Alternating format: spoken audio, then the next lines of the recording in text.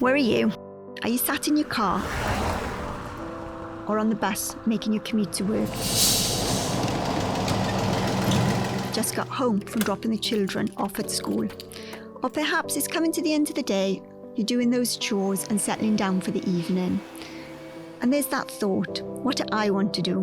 Where do I want to go in my career? And that can be daunting, it can be overwhelming, because it could be the first time you're really thinking about yourself. And that can be hard. But that's what we're here to talk to you about in our podcast, about where do I start? I'm Sarah. And I'm Emma. And we're both careers advisors at Skills Jersey. So you might have been asked that question, what do you do? And it can feel really uncomfortable when you're not proud of what that is that you're doing, or you feel like you've kind of lost your professional or personal identity around your career. But it's moments like that that can really give that kick, that inner voice telling us that something needs to change around this. But that question again might come, just how do I even start around this area? So this is what our podcast is about. Let's get started. Hello, and welcome back. In recent episodes, we've looked at what draws us to careers, reflected on our skills and values, as well as how to overcome barriers that we may face. In this episode, we'll be focused on doing more straight talking, practical tips and advice to support you for your next step.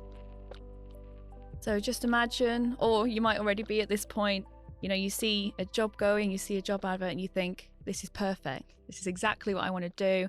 It matches my skills. It matches what I'm looking for. And you get that boost of kind of adrenaline, but then all of a sudden these perhaps self-doubt creeps in, these thoughts, these negative thoughts maybe saying, you don't have enough experience in that. There'll be others who'll be better than me. I shouldn't waste my time doing it. Why would they consider me? That's when it all starts perhaps to feel a little bit scary and a bit daunting.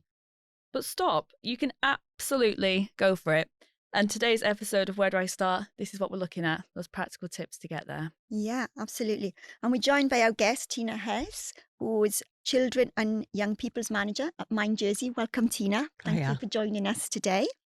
And we'll be chatting to you about how to break through those negative thoughts today, Tina, and a bit about your career journey as well, and how you took that leap forward.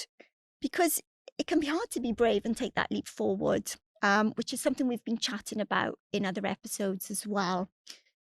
So just to start off, can you tell us firstly about your current role at Mind Jersey and what you do, please? Yeah, so I'm currently the Children and Young People's Manager at Mind Jersey of the service that supports children and young people aged 7 to 25. So me and my team support children on many different ways. We support them on a one-to-one basis, looking at emotional coping strategies when mental health is not as healthy as what it might be, and giving them coping strategies to manage difficulties and challenges, and just hopefully giving them tools and tips to flourish. Then we run groups and courses for children and young people. We've got Youthful Minds, which is a participation group for the young people's voices. We also will run workshops and we do training for anyone who's working with children and young people, and we'll support parents and carers as well if needed. Okay, that's a lot to cover. It's quite a broad service, and I think that's the Yes. beauty of working in a charity sometimes Yeah. is the breadth and the depth. I've always tended to work, either at the primary schools or the secondary or even at Highlands College, so there's bespoke age ranges. But our service at Mind is really quite a really broad age range from 7 through to 25. I bet that keeps it interesting all the time. Oh, it's wonderful. Yeah. Absolutely wonderful, because it's such a diverse role. And Yeah. actually you could be working, with someone who will come to the charity, or we might be working with schools or with youth services or with CAMS or the family hub. So, or other charities, or, different private firms and things like that. So actually, our scope is really, really broad, which is really exciting. Yeah, an amazing service. But could you tell us a bit about your career story now? And would it be safe to say it hasn't been straightforward for you? Not at all. Not at all. So I left school with no GCSEs. I managed to pass, I think, French with a C, and that was it. And then I spent a couple of years trying to find myself and looking at what I wanted. So I had ad hoc jobs in restaurants and cleaning and in shops and wherever, but with no real pathway of where I wanted to go. And then I started getting into holistic therapies, and I did a lot of training at Highlands College.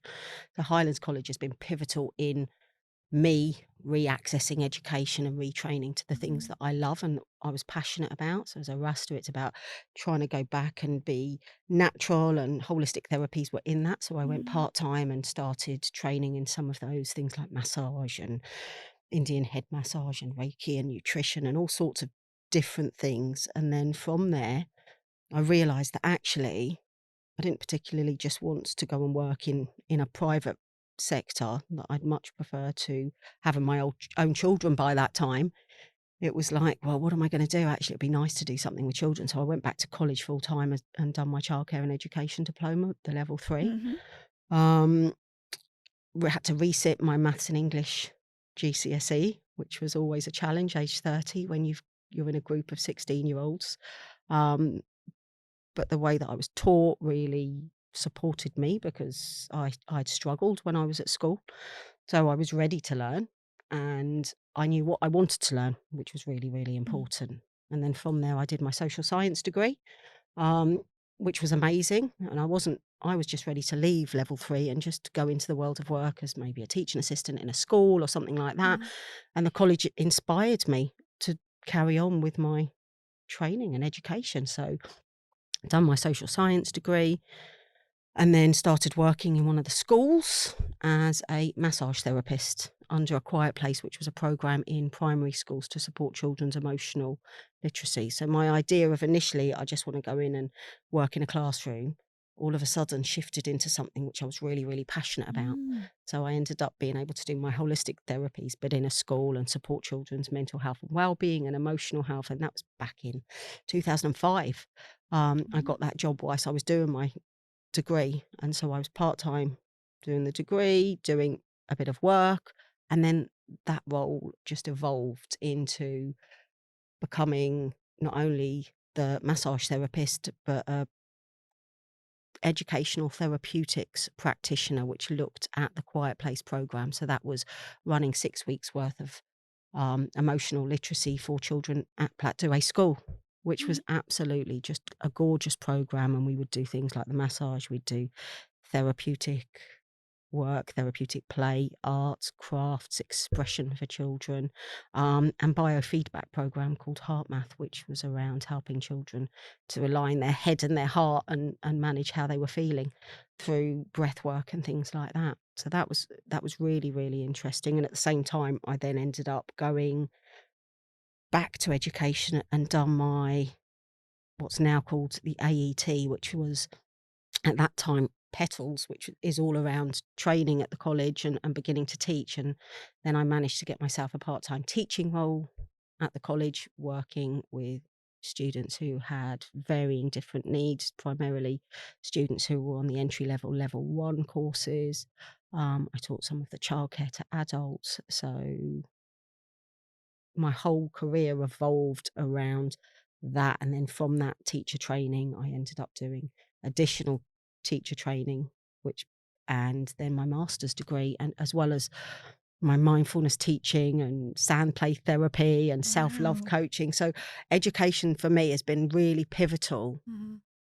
in helping me get the career I want. Mm. Some of the education that I wanted wasn't always on island. Um, but for me, it was a really good investment of learning about something that I was passionate about rather than something that I had to learn about. And that's really shifted and shaped my career to be able to do the wonderful job I've got now. Yeah. And just you said some of it was off island. How did you balance that out of Well, I mean, to be curiosity? some of it was on, some of it was online. So my self-love coaching was online Mhm. because it was an American program. So that was done really late at night in random times. But I was so passionate about it. I just loved doing it. Mhm. Um, some of it was going off island, but primarily I would look for weekends because I had a family. So with the family, I couldn't just leave them. You know, I had really good support whilst I was doing my education. So that was really, really useful. It wasn't, I had to sacrifice certain things because actually if you know if you're funding those sorts of things, it doesn't mean you can go and do other things. But for me, education's been a really good investment into me creating a job that I love, because they say when you've got a job that you love, actually you never work a Mhm. day in your life. And I love the work that I do, so I feel really Yeah. blessed. Yeah. But it's been a lot of hard work, but worth every minute of it, worth every second. Yeah, what an inspiring story. And you can see, and you said something there, you created opportunities for yourself. You followed something you were passionate about and you were curious and you took those opportunities. Yeah, and I Oh, think what an it's really inspiring important to try story. and find what you love, Mm, and try and, it's not always that easy. But I still teach at the college now, and do little bits. But you see people who are not happy in their career, and then they come back to college and maybe will go on the counselling course or will go and Mm, do mm, something. And for me, it's about, that idea of being brave and actually, mm, can I come out of what isn't really making me happy and do something that I really would? And maybe going and doing some volunteering, and I put myself mm, out for all sorts of stuff. So the networks that I've got and the people that I've met on Ireland have just been fabulous at giving me so many opportunities. My past managers have been amazing, and mm. so all of them have been pivotal in helping me to believe in myself, and education has as well. Yeah, and taking that next step is about speaking to people, isn't it? It is about volunteering if the opportunity arises and you can, Yeah. and education and being Yeah, brave enough to definitely. say, I can do this. And making that bit of time, because it's really easy to go, I don't have time. mm-hmm. It's really easy to just go, I don't have time, I Mm, can't do that. But actually, we know that when you're passionate about something and you find that time, all of a sudden it's good for your well-being. So even though you're doing maybe more than you would normally, because mm, it's uplifting, it doesn't feel like it's draining you. And so the stuff that I've managed to do energizes me rather than drains me. So I do end up doing a lot of things, but that's because I love it. And so because I love it, it's like you can do twice as much. Well, I think you can, mm, you know? And I think that's really, when you mentioned about going back and doing your maths, that doing those GCSEs again, I think that's really inspirational, and like to think about that, because something that we see a lot is a fear that people have, especially with maths, don't we? And when absolutely. it comes to those, they're the two subjects that always kind of appear when with GCSEs, your maths and your English, and we see adults who just haven't got that, but that kind of barrier to thinking, oh, going back to college to do that. And like you say, it can be a bit intimidating because you can be in a classroom with people who are a lot younger than you. So what advice maybe would you give to someone in that position who's maybe thinking, I'd just oh, say go for it. Go and have a go. I mean, there are so many amazing people out there who can adapt their teaching to meet your needs. I know Highlands College and the teachers around maths and English were brilliant with mm, me. Simon McDonald was my English teacher, and he just brought a passion back to what English was that I didn't have as a teenager. So he was amazing. And then I had a lovely woman called Jenny who was doing my maths, and she just made it work for me. And also it was around my mindset. And I've still got it sometimes. I go, oh, I'm rubbish at maths. But actually I'm not that bad at maths. But in my head I am. But I'm not. I can use it and it's there and I've passed, and so sometimes our mindset puts those barriers up, and how do we break them down and just go, actually I can do this, and it's okay to ask for help. It's okay to go and find, mm, mm, different, it's a bit like IT skills. The people I know, and the young people tend to teach me so much. My own children teach me so much. I'm going, how do you do this? And being able to just push yourself out your comfort zone, just have a go, and it's okay to get it wrong. And it doesn't, it's same with driving, I suppose. I think I failed mine a couple of times, but it's about perseverance, yeah, and it's about not feeling bad if you haven't met it first time. It's mm, okay for you to just go, right, well, actually, absolutely. even if it takes me 10 times, I'm going to get there. It's just stepping stone. So when you look at like growth mindset and Carol Dweck's work around growth mindset, she says the word fail means first attempt in learning. Then if you get it wrong again, it's a further attempt in learning, rather than our connotation of, well, I failed and I'm rubbish. And then we start criticizing ourselves and putting ourselves down. It's like, actually, this is just a stepping stone on my journey. Yeah. And I can just do it one step at a time. I don't need to run up that whole steps. I mm, can just take one step at a time, and be kind to myself along that journey. If I need to take bits of breaks, I can. If I need to ask for additional help, I can. And I'm trying to better myself. So actually, a lot of it, I think, is to do with our own passion, our own motivation, that intrinsic drive that's inside of us, and Yeah. also checking in with our mind mm, and just going, it's okay that some of the ways I've learned wasn't for me, but I can try different ways. And so there's loads of different Mm, things that you can do to just help yourself, or find someone who can mentor you that's good at it, whether it's a friend or, I had many friends that would just help me along my journey as well.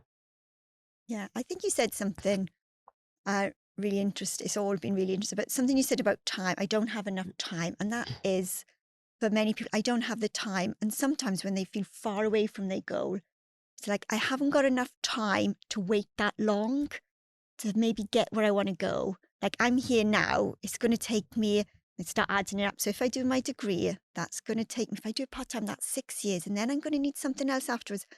And it comes back, that's too long. I can't do it. But actually, time passes anyway, doesn't Well, it? the reality is in 8 years' time, you're still going to be in 8 years' time. So isn't it better to do something productive with your 8 years, and do something you're passionate about? And I think sometimes, and our world is very fast paced. We're constantly on a treadmill. We're constantly thinking we've got to have things now Mm, instead of just enjoying the journey. Actually, I'm here and I'm growing and I'm developing, and hopefully I'm going to get to where I want to be.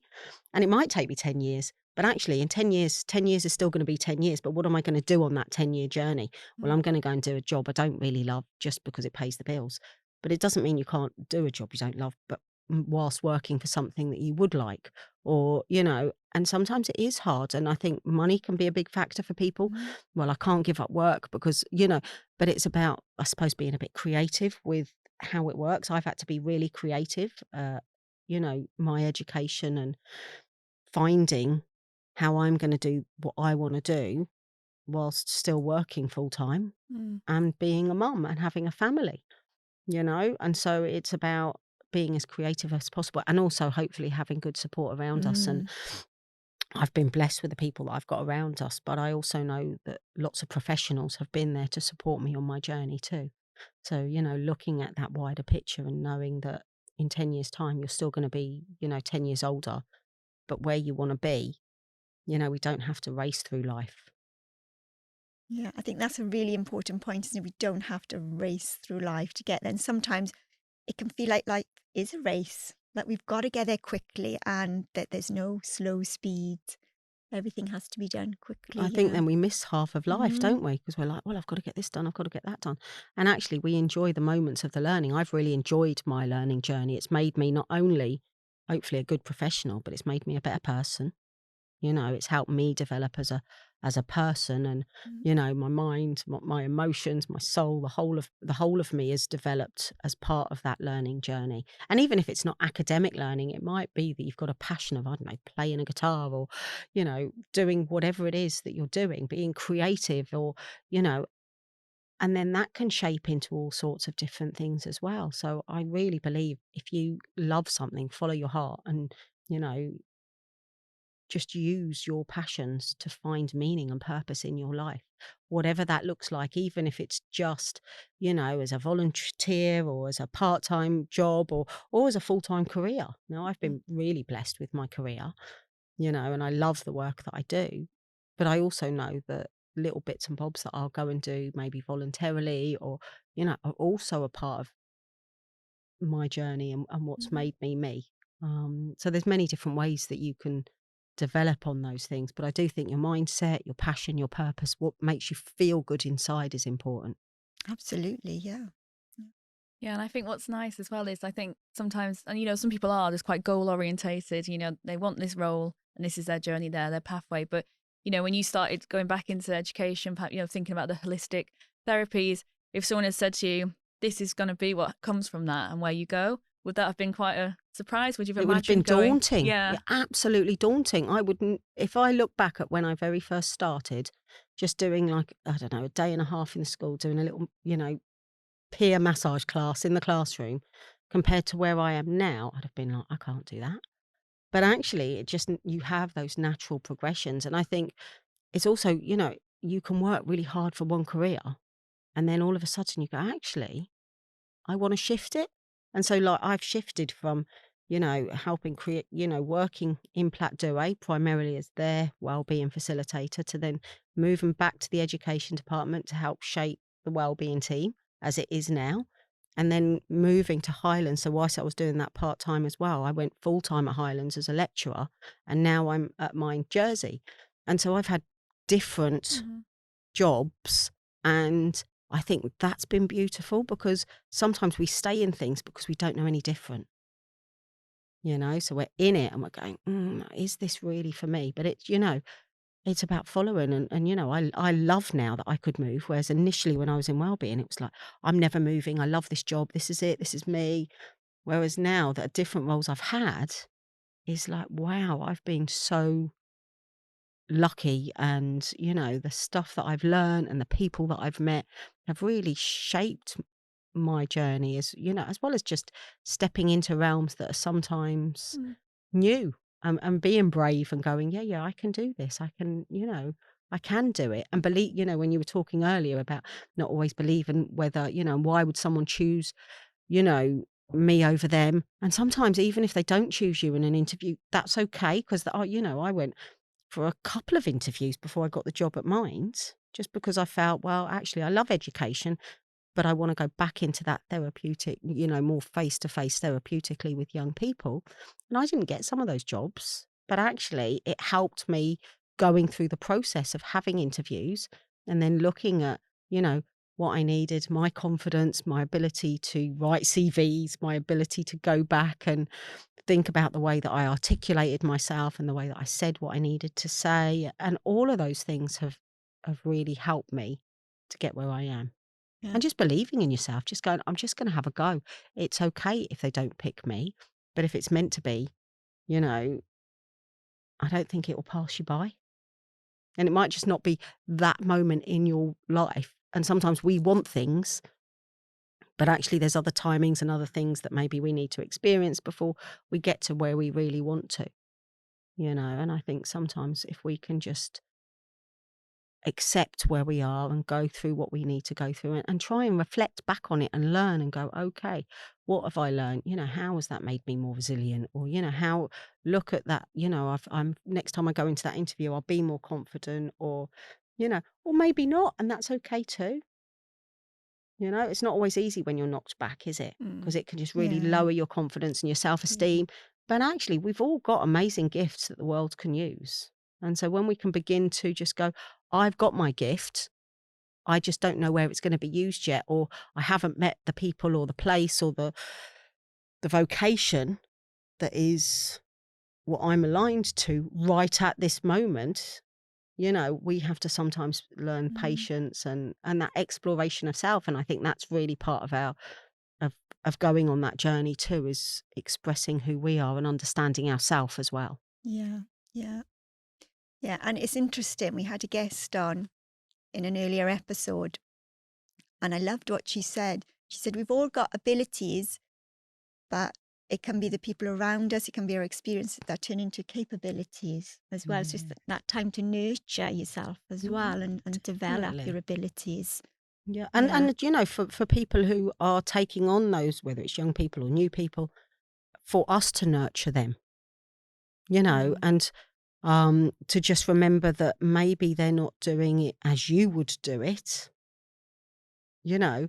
And so sometimes we can rush people and go, well, I could do it like this, but actually you're not doing it. So rather than trying to think, well, you need to be doing it like this, how do we nurture that person so that they become more competent Mm. or more confident? And then from that, then they grow, and you watch, and that was one of Suzanne Connoops at Plateau. I would watch her do that with her staff. She'd done it for me, and she would nurture you so that you would grow, with the hope that actually, not that she wanted you to leave, but actually, I'm going to grow you so that actually you can go on your path, whatever that looks like for you, and she'd really believe in you and Mm. help you along that way. And so she taught me a lot as my first Yeah. manager of, it's okay. I remember her saying to me, and we were just talking about like teaching, because Yeah. I wanted to go into like teaching, maybe primary, and there was a head teacher walking through, and she went, Tina, she goes, this person started as a volunteer in the school. And this was when I was just volunteering. I used to go into the playgrounds and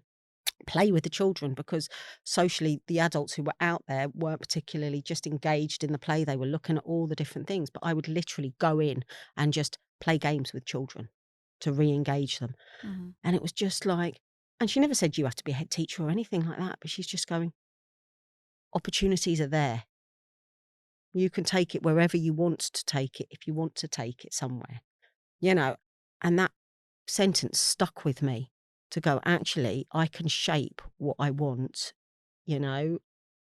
And so having people who are inspirational like that can really be useful. Yeah, absolutely. Yeah. Yeah. What a great thing to hear that there's opportunities. You can take your Yeah. career, you can do whatever you Yeah, want. totally. And I think it's around choice as well, Mhm. isn't it? And sometimes we might just need a bit of help with this is my choice, this is what I'd like, but I need some confidence building to do that. Or I Mm. need to just, I don't know, even go and work at a kiosk somewhere so that I get my people skills up, or I'm Yeah. going to volunteer with some animals because I want to, you know, Yeah. interact, whatever it is that you want to do Mm. to just build yourself. And so I think as human beings, we're developmental beings, aren't we? We're never static. We are constantly shifting, whether that's cell by cell, whether that's day by day, whether that's emotion by emotion or thought by thought. We're constantly shifting and changing, you know? And if we can look at the choices we've got and know that there are opportunities, even if they feel like they're way, way away. And some people go, oh, I feel like I'm an imposter. I shouldn't be here. And actually, if you're somewhere, it's because you deserve to be, Mm-hmm. you know? And I think when you get to the point, and I think you were talking earlier, you know, if you get to the point where actually you're not happy, it's okay to move. It's okay to shift and change things up and try something different, because actually your mental health is really, really important. So, you know, it might be scary going to something new, but often it's exciting rather than staying in something that might be quite toxic to you, Yeah. you know? And it's about trying to find possibly people or your own, you know, inspiration to go and look at what is really, really meaningful to you and what you want out of your life, you know, and how you can get paid for it and do those things. The Japanese have got a lovely concept called ikigai, which is around what, you know, what's your sense of purpose, what's your sense of meaning in the world. And it looks at vocation and things you can, you know, your passion and your perseverance and all of those lovely things. Yeah. Um, and I think when we can start looking at some of that, and even if we haven't got an end goal, I want to be a teacher, I want to be the, actually, I'd like to work with children. I'd like to work with horses. I'd like to work in a bank. I'd like to, I don't know, go and work for Skills Jersey, whatever it is that you want to go Yeah. and work for, you know, you might not get to that career straight away, but it might come in a roundabout way. And I think once you start on that journey, like I said, when I started, it was like, I'm going to do my childcare. I'm going to go and work as a teaching assistant. I'll be there for my boys and it'll be lovely. I'll have term time and it's gorgeous. And then once I trained all in like I'd already trained in some of the massage and that, but when the job came up as a massage therapist in the school, it took my career path on a totally different journey, because as much as I love learning, I don't know how good I'd have been teaching someone maths and English in a classroom. I could do it and I would do it, but actually it's not, I don't have the same passion as I do around looking after people's mental health and well-being and helping them to flourish and feel confident and build their resilience and all those other lovely things around personal development. And so I think, you know, I maybe fell into it unexpectedly, and it shaped my path of actually, I really love this. I was thinking that, but now I love this. And so then I got a passion for things like children's rights and, you know, listening to the children's voice and trying to make those sorts of differences. And so my, you know, those pathways have just been chiseled out because of little opportunities that have just opened my mind to, it doesn't have to be like this. And I know when I was teaching at Highlands and we'd teach on childcare, you know, lots of the students would go, yeah, I want to work in I want to become a teacher. And I'd go, wow, that's amazing. That's lovely. And, you know, we'd support them on whatever. But then every so often you get someone going, well, actually, I want to be a therapist. I want to be a psychologist for children, or I want to work in safeguarding, or I want to go and be a youth worker. And so what was there has now all of a sudden become much broader, you know, and I think it's okay to just not always follow the trajectory of what the world says is possible. If you do childcare, you can go and do your teaching, and then you do your teaching, and then you might become a manager, and you might become a deputy head or a head teacher, which is a great trajectory too. But there's another million jobs out there with children or with adults or in a bank, or, you know, and so sometimes it's just about being an explorer and just going for things that you might not always have done. And then if you don't like it, it's okay. You just go, oh, I don't want to do that. I wouldn't do that again. but actually I'm going to try that. And I think so trial and error is a good thing too. That Yeah. is something we work hard on doing, isn't it? I'd say in appointments and when we work with anyone of any age is absolutely what you're saying. There's roles in these broad sectors and areas, so many roles. And you know, your example of being a massage therapist in a school, you know, things like that, where you can bring two different areas together. And like you say, that takes you on a bit of a separate journey in itself. And just kind of breaking down that, like you say, those linear trajectories that sometimes exist. And as that, you know, they're there and that's absolutely fine, Yeah. but just opening minds and seeing that what other opportunities are there. You know, when you were telling us about your career story, it's about starting that journey where you're interested at that moment in time, isn't it? And just seeing Yeah. where it goes with those conversations, with those experiences. Yeah. Definitely. And I think what you just said about a moment in time, it's about making those moments in time and you know, just going, oh, well, actually, I've been thinking about this for the past couple of months. Maybe I can action something from that, you know, because it's really easy to just go, oh, yeah, I'd love to do that. I'd love to do that. And then we don't actually take those first steps. So it might just be a little phone call. It might be a bit of a Google search. It might be an email or a reaching out to maybe some people like you and just going, actually, where is my journey? Or looking at the college or looking at, you know, just maybe it's a family friend who works in that area or, you know, and just going and doing a bit of exploration about whatever it is that you're interested in. Yeah. And we always say, you know, taking it back to that start when we were saying you're at that point where you might have seen a job description and you think, yes, I'm really interested in this, but those negative thoughts come in and you know, when there's a contact on there or someone, we always encourage just, you know, they're there, their contacts are there for a reason. So as you're saying, just go have that chat and that can, you know, from that you might think actually, no, it's different to what I thought it was, but something they said, you know, you never know where those Yeah. conversations will go. And you know, it's a lot of work sometimes to do job applications, so it can save that time as well, but you know, energy into something else. But just having those conversations can be really empowering, I think. Definitely. And Yeah. I mean, I had a conversation with someone, this was years ago, and I looked at this job and I was like, oh, that looks quite interesting. And like that, I phoned him up and I knew him anyway. And I was just like, you know, I goes, I'm quite interested in this job. And he went, Tina, I'm going to be really honest with you. He goes, this is a desk-based job. You're a people person. If you want a desk-based job, this is what it's about. And by the end of the conversation, I went, no, I don't want that job. I'm not, you know, and he just laughs. He went, I didn't think so. He goes, but I had to explain to you.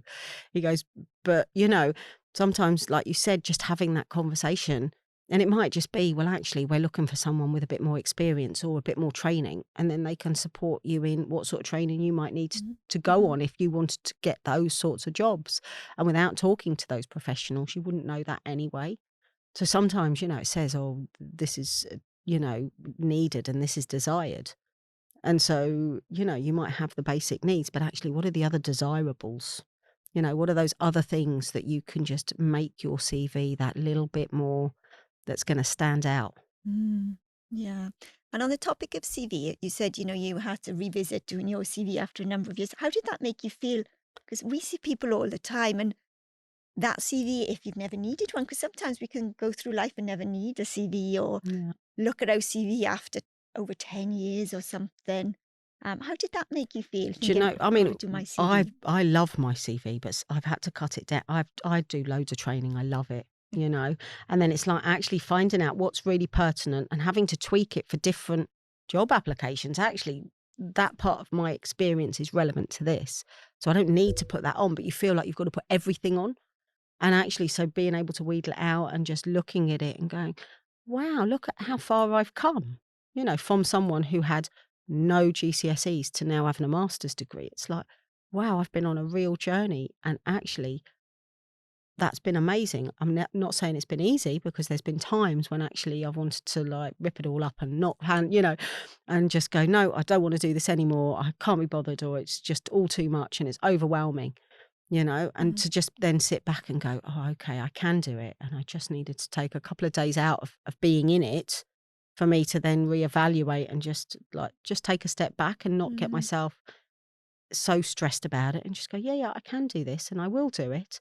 But I'm just going to be kind to myself. And then when you see the results in something like a CV or you get an interview and you go, it was all worth it. Because it is. I think anything that you do to invest in your life, you know, is really important. It boosts your self esteem. It helps you to feel good about what you're doing. You know, Or it makes you feel as if actually you're doing something that's has purpose and is worthwhile, which is always good for our mental health and well-being, isn't it? Yeah. So it's taking that time. Don't feel overwhelmed by it, really. Take No. time to reflect.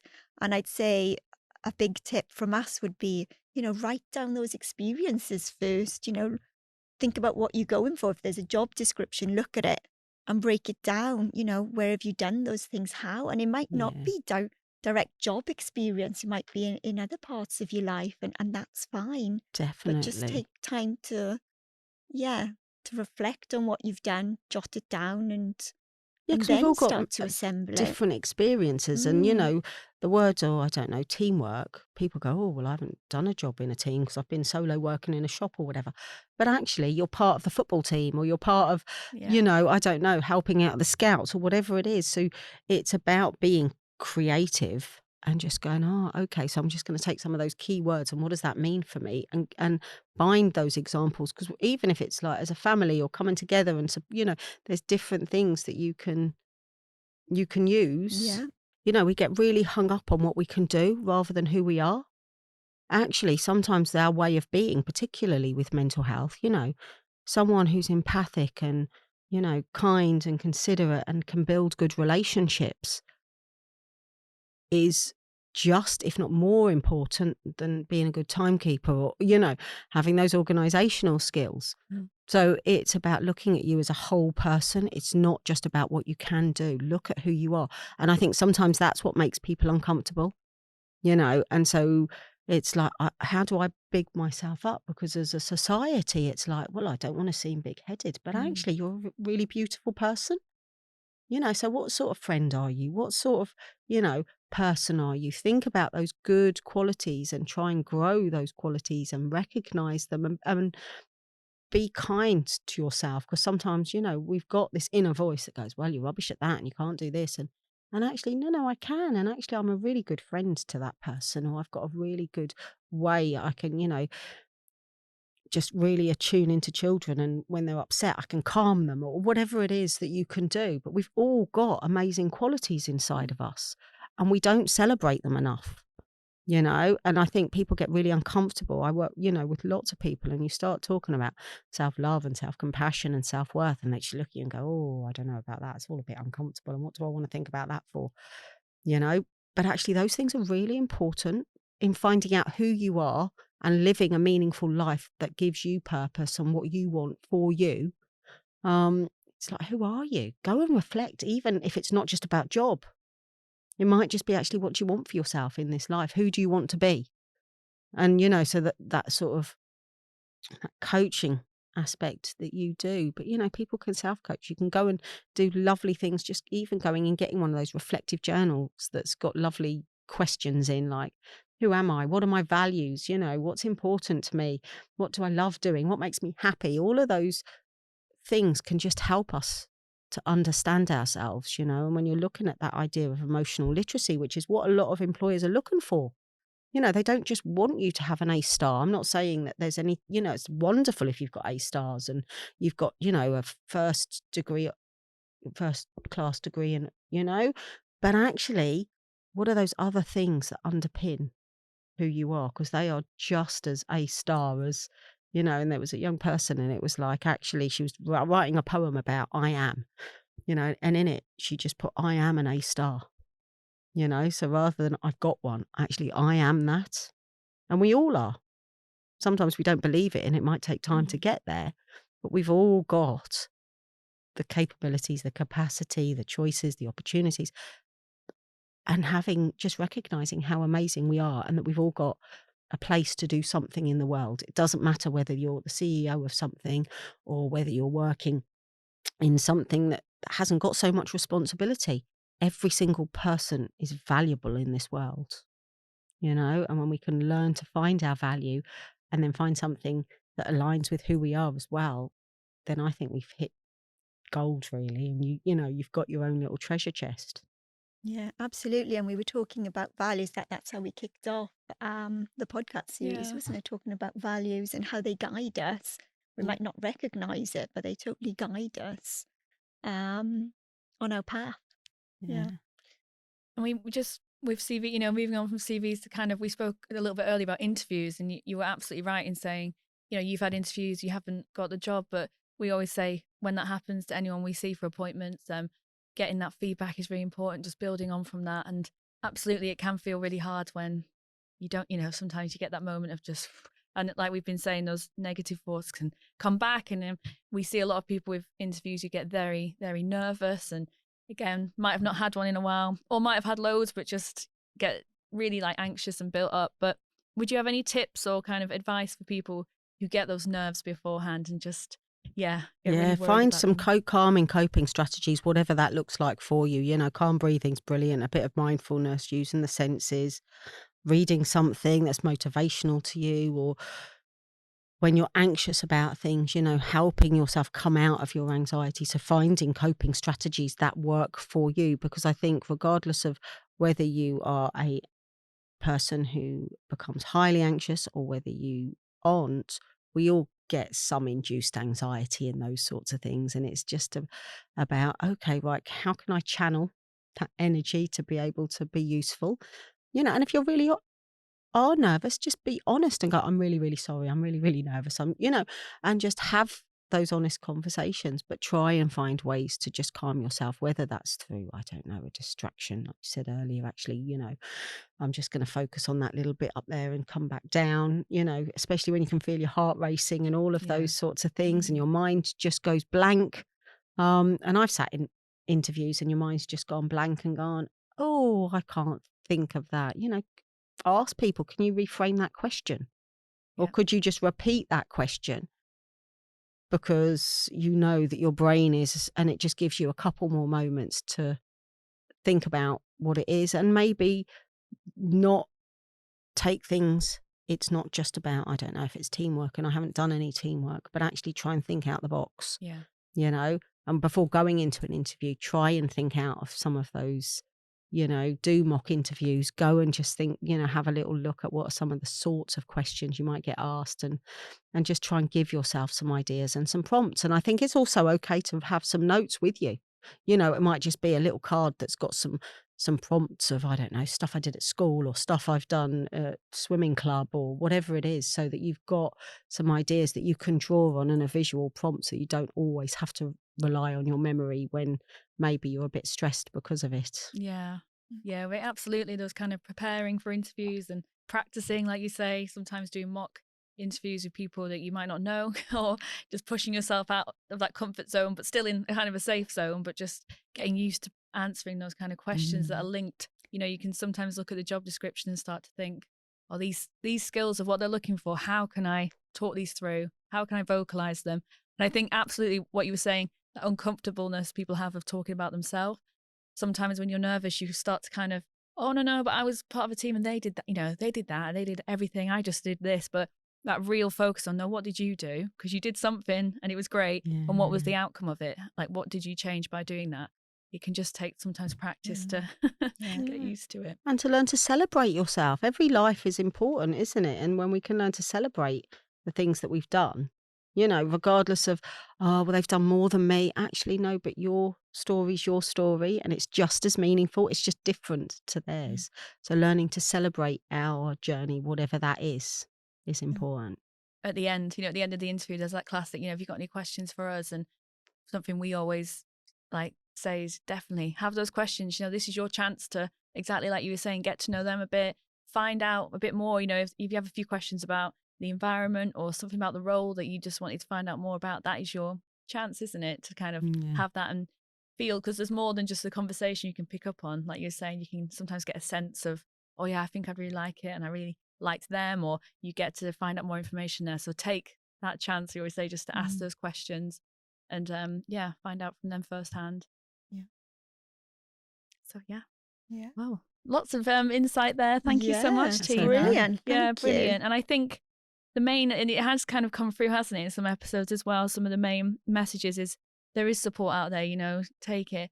Those friends, families, services are there for you, and don't think, if you're at that point where you want to do something and make a change, but those thoughts might come in, that you have to do this by yourself. There's definitely things out there to help you with it. We've spoke about CVs, we've spoken about interviews and those more practical side of things. And if you ever wanted to book in for a mock interview or interview prep, that's something that you can do in an appointment with us at Skills Jersey. We can empower people, to have the skills and find the tools with CVs as well. So if that's something you're thinking about after listening to this, then absolutely do get in touch with your resident in Jersey. And just remember as well, big takeaway, it's totally normal to be terrified, of all these things, interviews, unsure of CVs, you're absolutely not alone in that. Yeah, absolutely. So in our next episode, which will be our last in the series, we'll be talking to a guest around their career change and how they navigated that. So please join us, and we look forward to seeing you then. Thank you. Thanks. Thank you for listening to today's episode of the Where Do I Start podcast, brought to you by Skills Jersey. We hope you've enjoyed it. We'd love to hear your thoughts about today's episode, so please feel free to contact us either through our social media accounts on Facebook, Twitter, LinkedIn and Instagram, or you can email us skillsjersey@gov.je. Thank you.